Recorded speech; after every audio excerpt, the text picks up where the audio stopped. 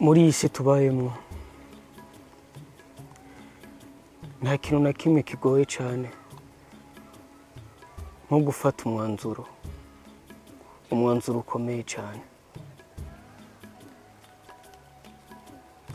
Narigeze kubwira yuko iteka ryose imitima yacu yama yifuza gukunda bamwe tubona ko bari hafi yacu. Nimba ari ikintu kingoye muri aka kanya rero no kumva ko ngiye kuja kure y'umuntu nkunda, kuba ngiye kuja kure y'umuntu yampaye amahoro.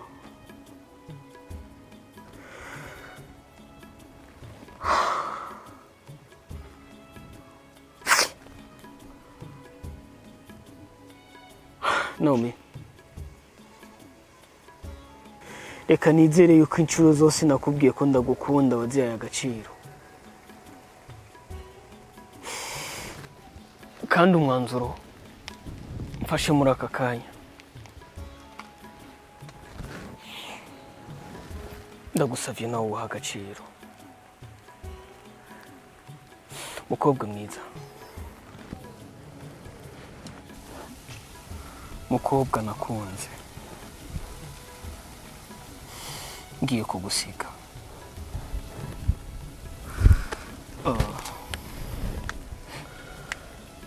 Afise urubanza rw'inshuti yanje, inshuti yanje kuva mu bwana, kandi ntegerezwa kuyijamo. Aronse amakuru ambwira yuko iyo nshuti yanje ifise urubanza, kandi urwo rubanza ntegerezwa kurutaha. Umutima uranyankira umbwira ati waho Kevin, kubera iki ushaka guheba ibyiza, kubera iki ushaka kwitesha amahirwe waronse, amahirwe utari witeze. Undi mutima ukambwira ati nkizo wigere na rimwe uhemukira ubucuti bwawe. Nome ngiye kuja kuri amaso yawe, ngiye kuja kure cyane y'iyi misozi, kure cyane mu gisagara. Ariko uzi wama iteka ryose uzirikana ijambo ryose nakubwiye, kuko nari kubwiye riva ku mutima. Uzi wama uzirikana ikintu cyose nagukoreye, kuko nagikoze ndakiyumvamo. Nanje aho ngiye kure y'umubiri wawe, ariko ntabwo ngiye kure y'umutima wawe. Umutima wanje uzokwamutera mu wawe, ivyumviro vyanje byose bizokwama biri wawe. Naomi, buri mpemu yose nzohumeka sinzokwigira na rimwe mpegeshanya kuvuga izina ryawe. Urabeho mukunzi wanje mwiza. Uyu mugoroba irashobora kuba ari rya nyuma umbonye mu maso yawe. Aho ngiye ni kure cyane hashoboka. Nta nubwo mfise icyizere ko nzosubira kukubona,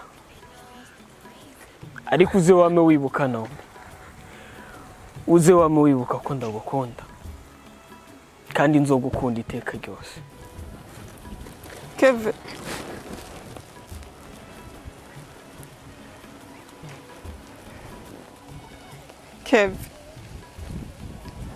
igihe waza mu buzima bwanje numvishije nuzuye,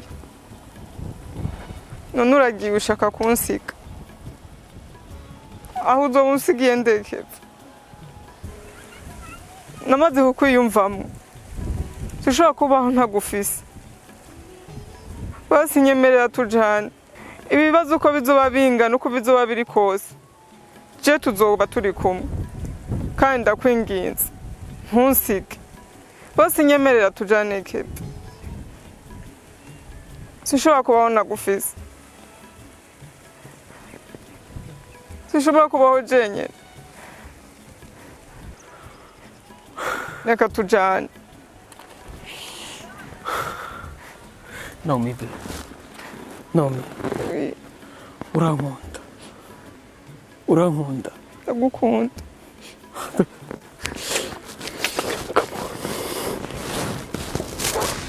Naomi noba ndikigugu noba ntakwije neza mu mutwe noba ntazi gutandukanya ikintu gifite agaciro n'ikidafitiye agaciro mu gihe uhitamo kugenda nkagusiga ese noba ntwaye iki noba sigaranye iki mu buzima bwanje Naomi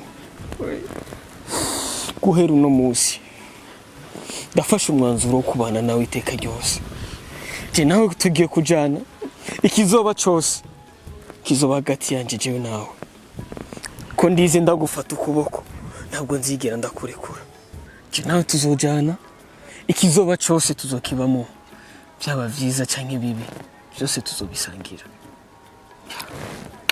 I promise you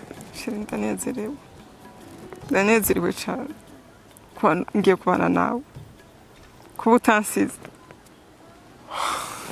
Shidi I love you too tugenda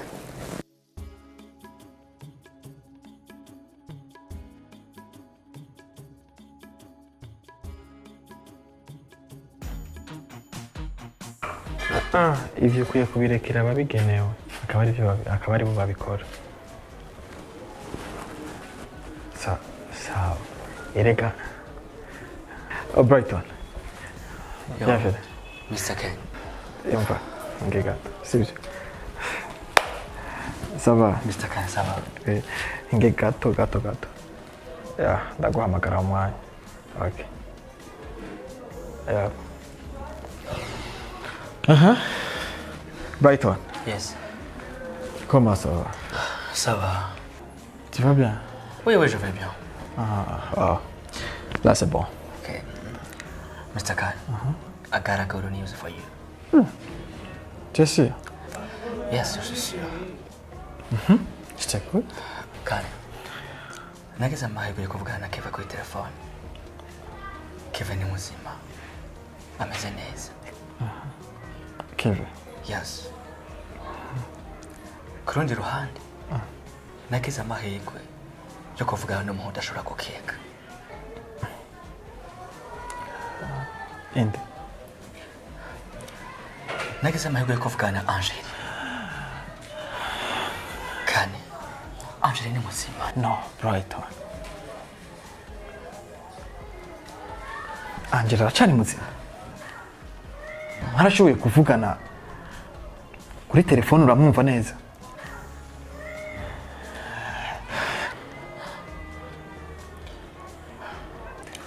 Kane, twaraganiriye. Arambaza amakuru yawe na Janita. Arambaza ku byerekeye ubukwe bwawe. Namubwiye ko hasigaye iminsi 3 ngo ushobora gukora ubukwe. Arambaza n'amakuru ya Janita. Namubwiye ko Janita atakiriho, Janita yapfuye. Namubwiye ayo makuru ya Janita yararize. Numva rira kuri telefone. Birumvikana Brighton. Ariko kiruta vyose yantumye intasho ndagutashe.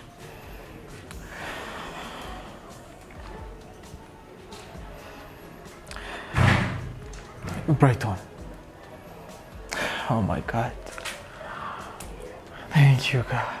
Thank you God. Ni ikintu kimwe cyonyine mbonye muri ibi bintu. Brighton, ufashe inkuru yiwanje na Santiana ukayihuza n'iyi nkuru mejeje kumva ubunyene yukumva ko Angela akiri muzima.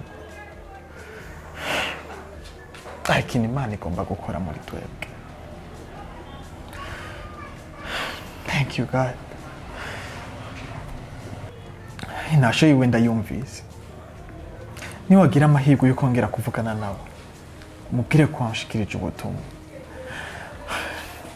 Ikindi kintu nkeneye kumubwira Brighton, mubwire ko nanjye ndamukumbuye cyane rwose. Siko nabikubwira. Actually, thank you. God, don't worry about that.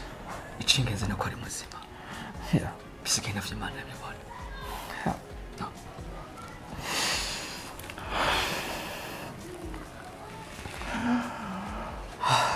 Thank you, bro. Thank you.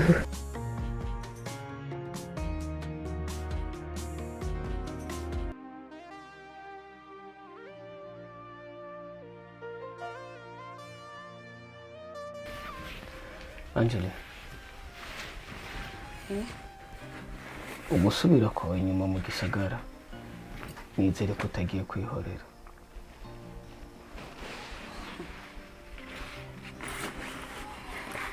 Kevin, oya nta genge bisa cyo kwihorera. Ahubwo n'amakosa ngiye gukosora yakozwe mu kutamenya. Hari amateka mabi menshi nakoze ngomba guhindura. Hari amarira menshi narize nibagije ko nkize ariko na none sindacarira.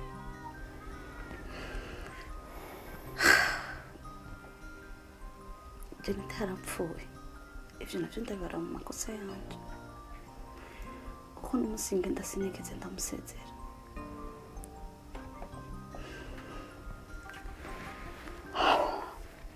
Baje ko narinzi ko umunsi tuzora mu kanya. None raba yaragiye atansezera.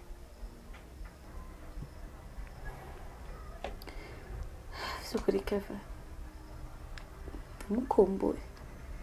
Ariko raba yaragiye. Nefse byinshi pe. Kumubwira. Yagiye. Ndabona kiriho. Sukuri ndamukumbuye.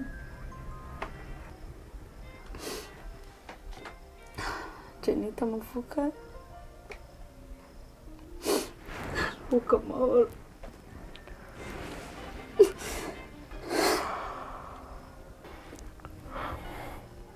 Angeli, wihangane cyane. Ndazi neza ko Jenita wamukunda kandi waramukunze cyane.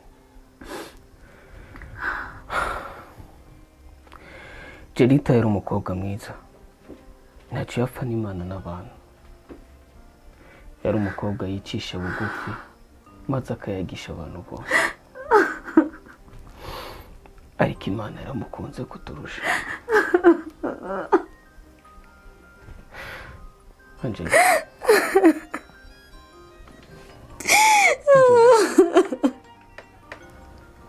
Angeli, please hangane. Angeli. Angeli. Jenita mbabarira. Amwe Jenita. Angeli ntakosa ufise. Ntakosa nari mufise. Kabisi niwanje kwikosa nakure Jenita nzoti wabari. Angeli ntakosa nari mukoze. Ntakosa nari mufise. Angeli, please. Nanje ubwanje ndiko ndiyumvisha yuko nazosubira kubona Jenita mu maso yanje. Nukuri byangoye kwakira. Rest in peace, Jenita. Iteka ryose uzora mu mitima yacu. Ntabwo tuzokwigera tukibagira.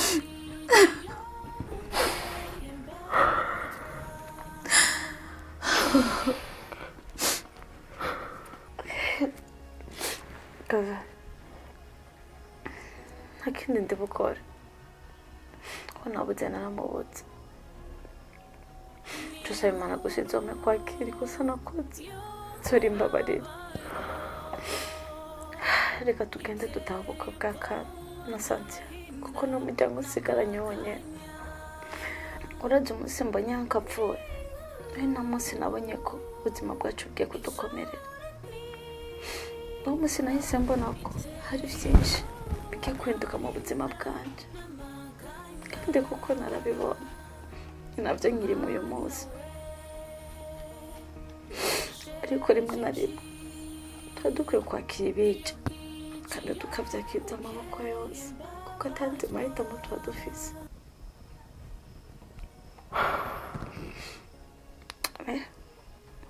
Saba Imana gusa ngo umutima ukomeye byonyine kandi warakoze. Angeli, ndakwizeye urafise umutima ukomeye.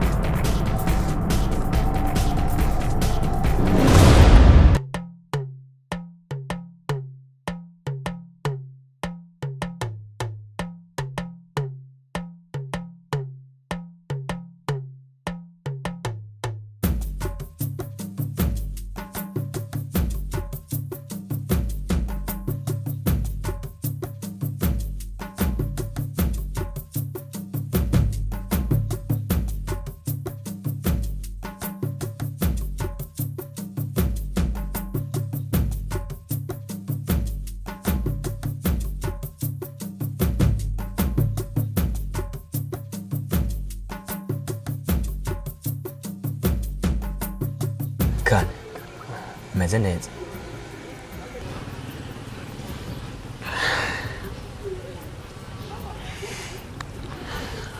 Ya, ndameze neza. Ndabona wicaye ahantu heza hari akayaga hatuje. C'est bon? Hayandi makuru?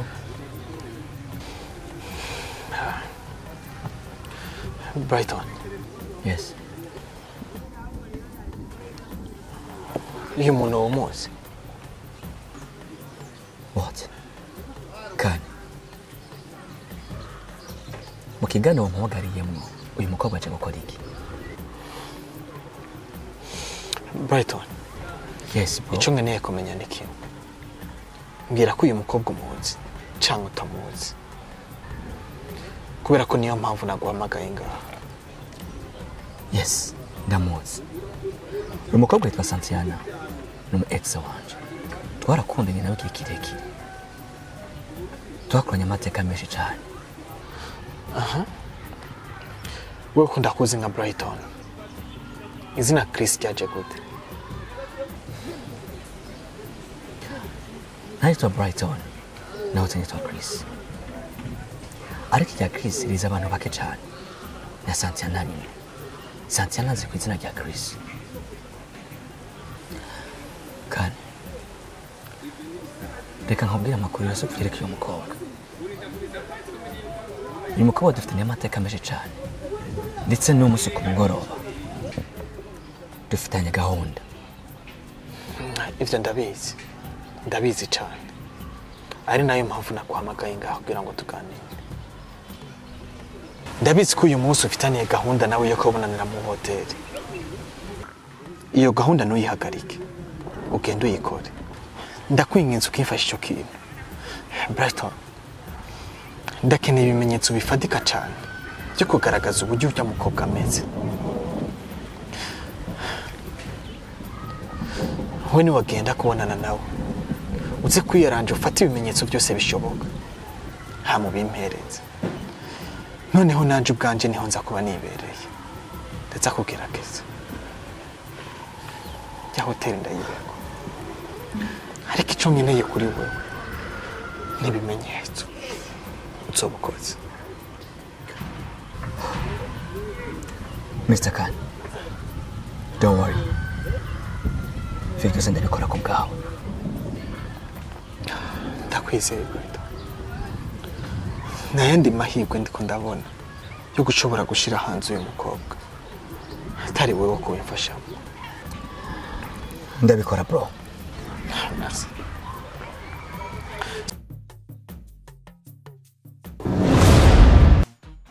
Ama nibaze ko mumeze neza. Muri make abakobwa n'amashurwe Imana yaturemeye.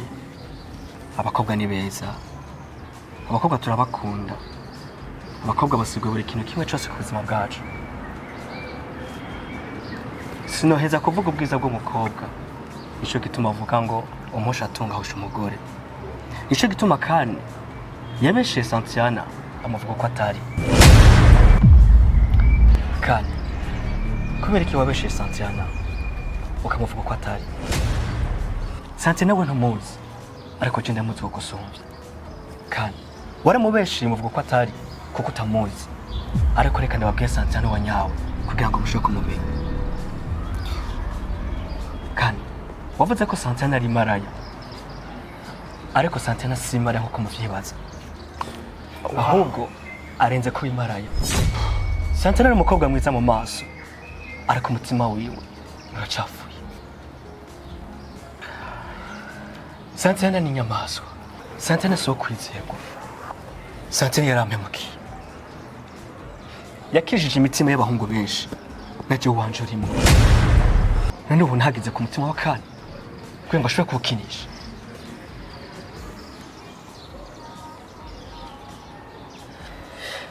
Mayina arambeshe. Shut up. Let me say. Uri umukobwa w'inzoka. Kumena amaraso biri mu biganza vyawe. Weciye abana banje batatu batari bwavuke. Ubu nanje mba ndi papa nikaye. bane papa yakoze ariko Santiana ntiyabikunze kandi uri umuhungu mwiza umuhungu ateye igomwe ariko sindaguhana kuja kubana Santiana muri telefone yanje nuturire amafoto yiwe menshi yifotoye yambaye ubusa kugira ngo anyizeze yuko tukiri kumwe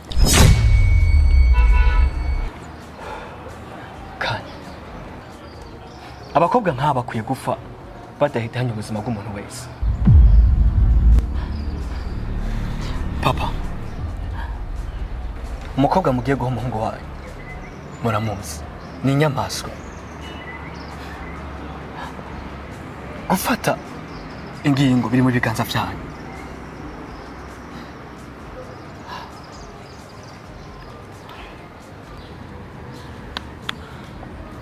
urakoze cyane nta majambo mfise yo kuvuga ntacyo mfise novuga kiretse kumaramara gusa madame naragukoshereje ndasavye ikigongo nukuri ngirira ikigongwe narakosheje cyane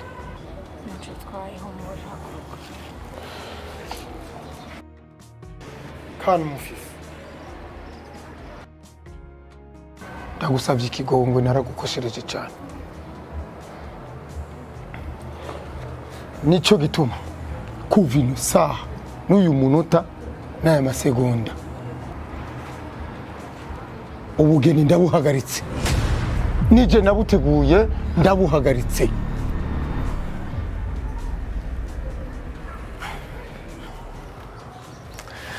no papa no mariage nigomba guhagarara ahubwo mariage igomba gukomeza nk'uko wari wabivuze ah bon sivyo ra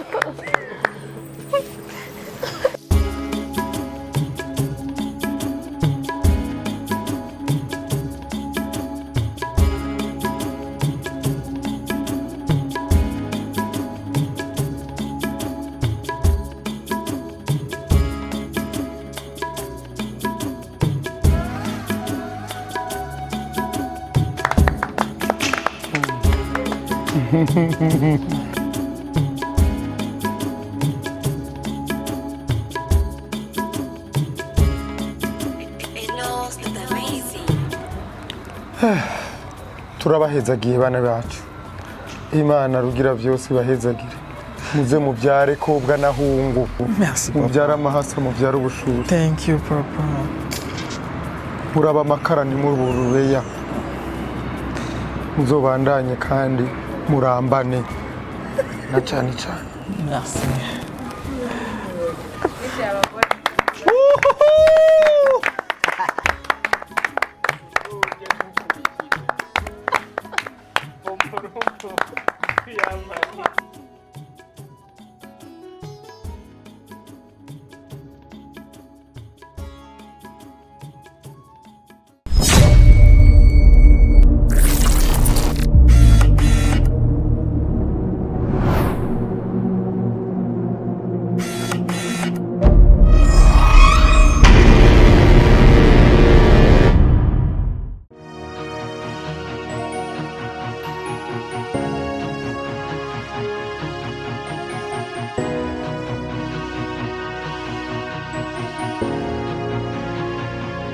Inkuru yo mubabaro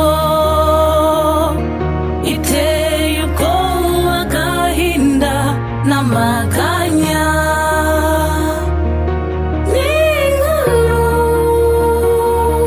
icura intimba iteye ubwoba agahinda n'amaganya.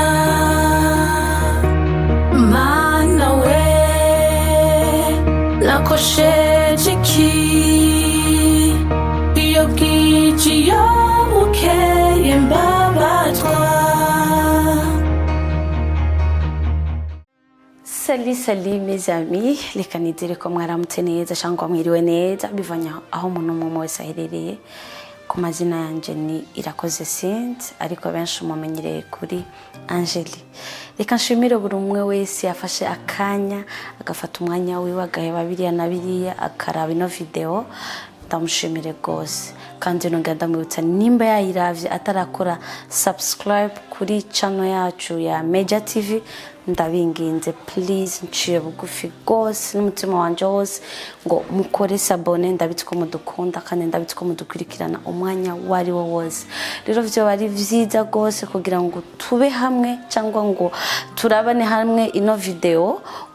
Uri umwe muri twebwe ushobora kuba ubona ibikorwa byacu tukibipostinga gusa ukaba umuntu wa mbere wo kubibona. Ivyo bintu binuva ko vyonyishimisha gose, ivyo nduva ko vyondyohera kubera ko ndazi ko urankunda nanje ndagukunda kandi gose. Rero ndakwinginze reka umfashe ino video uze kuyiha abandi. Abo bandi uze kuyiha ndakwinginga kandi ngo ubabwire bakore sabone kuri na channel yacu ya Media TV. Kandi mu byo bakora ndibaze bibagire kudukorera partage, gukora kutwandikira ama comments kuko comment zanyu ni z'akamaro gose kuri twebwe. Hari igihe tuba twashoboye gukora ibintu bitari vyiza mukandika muri comments. Par exemple kuri jura avuga ati Angeli wakoze ibintu bitari vyiza ilifo ko uhindura, navyo biba ari vyiza.